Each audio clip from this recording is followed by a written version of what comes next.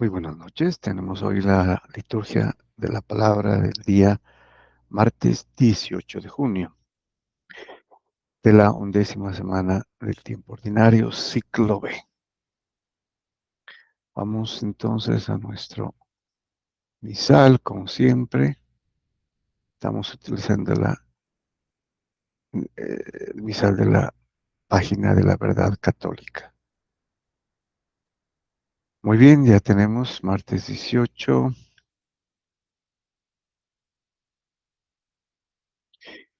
Veamos qué nos trae la primera lectura.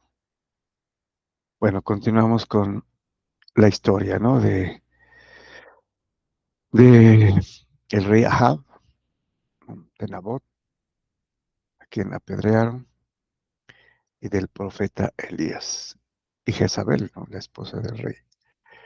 Tenemos entonces del libro primero de los Reyes, capítulo 21, versículos del 17 al 29. Bueno, entonces nos dice: después de la muerte de Nabot, el Señor se dirigió la palabra al profeta Elías y le dijo: levántate y ve al encuentro de Ahab, rey de Israel, que vive en Samaria. Se encuentra en la viña de Nabot, a donde ha ido para apropiársela. Dile lo siguiente: esto dice el Señor. Así que además de asesinar, ¿estás robando? Dile también: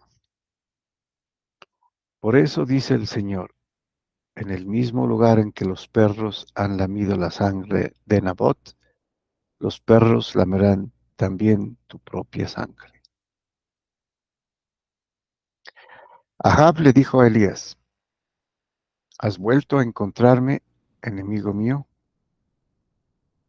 Bueno, el rey Ahab, pues obviamente consideraba a Elías, el profeta, como enemigo, ¿no? Porque Elías siempre estaba eh, reconviniéndolo, ¿no?, llamándole la atención de las cosas que hacía: abominación, adoración a ídolos falsos, oculto, ¿no?, que es la idolatría.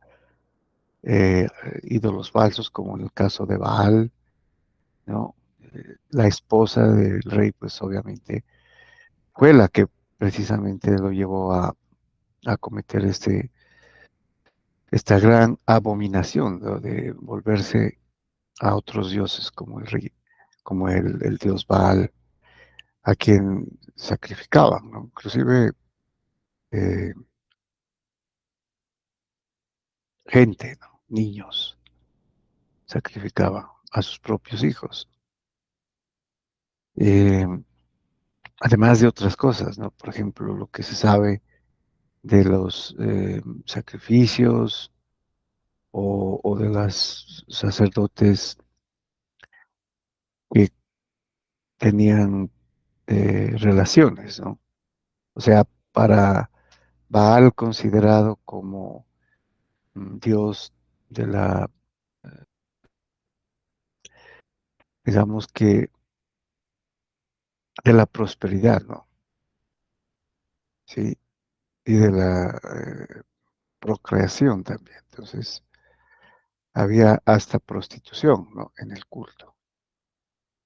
Mm, Entonces era obviamente abominable a Dios, ¿no? Y Ahab cayó en esto, ¿no?, inducido por Jezabel, la esposa de este rey, pero responsable él mismo, ¿no?, por haber seguido a Jezabel y haberse apartado de la ley, ¿no?, y de adorar al único Dios, al Dios de Israel.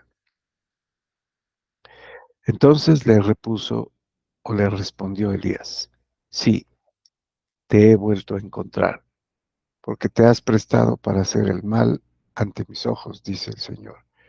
Yo mismo voy a castigarte, voy a barrer a tu posteridad y a exterminar en Israel a todo varón de tu casa, libre o esclavo. Haré con tu casa lo que hice con la de Jeroboam, hijo de Nabat, y con la de Basá, hijo de Ahías, porque has provocado mi cólera y has hecho pecar a Israel. A los hijos de Ahab que mueran en la ciudad los devorarán los perros, y a los que mueran en el campo se los comerán los buitres.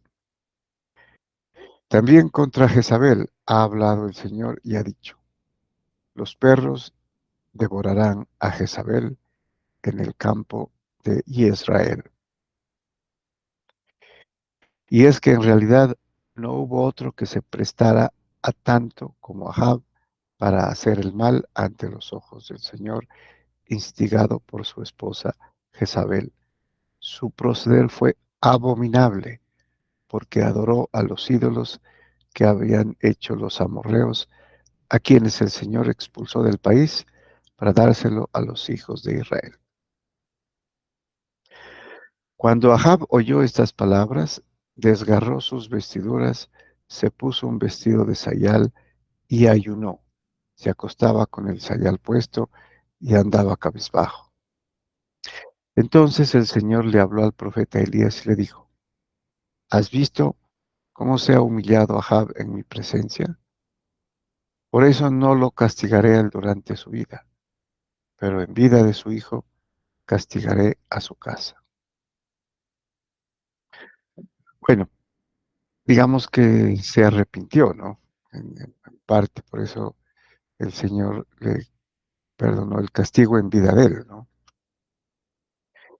Pero el Señor sabía que, que su hijo iba a ser igual, ¿no? O peor que él, como rey de Israel. Muy bien, vamos al Salmo 50, otra vez el Miserere, el famoso salmo. Salmo que compuso David, ¿no? Y que lo compuso precisamente en una ocasión del arrepentimiento que tuvo después de haber pecado contra Dios, ¿no? Haber cometido adulterio y asesinato, ¿no? Con, con Urías, el hitita, el esposo de Bathsheba, de quien pues el rey David se enamoró, cometiendo adulterio. Su responso es, misericordia, Señor, hemos pecado. Pues el rey David dicen que eh, lloraba, ¿no? Con este salmo, pidiendo perdón. Por tu inmensa compasión y misericordia, Señor, apiádate de mí y olvida mis ofensas. Lávame bien de todos mis delitos y purifícame de mis pecados. Puesto que reconozco mis culpas, tengo siempre presentes mis pecados. Contra ti, contra ti solo pequé, Señor, haciendo lo que a tus ojos era malo. Aleja de tu vista mis maldades y olvida de todos mis pecados. Líbrame de la sangre, Dios, Salvador mío, y aclamará mi lengua tu justicia. Bueno, es un salmo de por eso se llama el miserere, porque pide misericordia, ¿no? Compasión, piedad, piedad, pide perdón. Muy bien. Y vamos al Evangelio. Continuamos con el capítulo quinto del Evangelio según San Mateo, que es el final, ¿no? Ya de, del Evangelio, versículos 43 y 48. Dice entonces San Mateo, en aquel tiempo Jesús dijo a sus discípulos, han oído ustedes que se dijo, ama a tu prójimo y odia a tu enemigo. Bueno, en la ley mosaica, ¿no? Mm, en el Levítico, hay la primera parte, ¿no? Ama a tu prójimo, pero no necesariamente odia a tu enemigo. Al menos no de los mismos judíos, ¿no?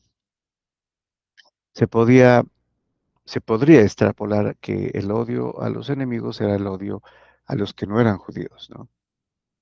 Sí, pero Sí, porque los consideraban los gentiles, ¿no? O los paganos o los perros, ¿no? Los que no eran judíos. Entonces, pues podría tratarse de además porque eran exterminados, ¿no? Dios para darles esa tierra a, al pueblo, a su pueblo de Israel, hizo que los israelitas en las guerras, que era pues lo común de esa época, los en batalla pues se deshicieran de ellos, ¿no? Entonces aquí eran sus enemigos. Entonces, ama a tu prójimo y odia a tu enemigo, ¿no? Dice Jesús. Pero yo os digo, nuevamente la fórmula, ¿no? Han oído que se dijo, pero yo os digo. Entonces aquí está. Yo en cambio les digo, amen a sus enemigos, hagan el bien a los que los odian y rueguen por los que los persiguen y calumnian para que sean hijos de su Padre Celestial, que hace salir su sol sobre los buenos y los malos, manda su lluvia sobre los justos y los injustos.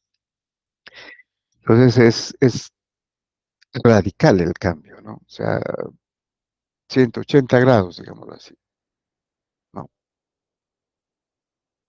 O sea, se asume o se presupone el amor, ¿no? La primera parte de la ley mosa, ama a tu prójimo, ¿ok?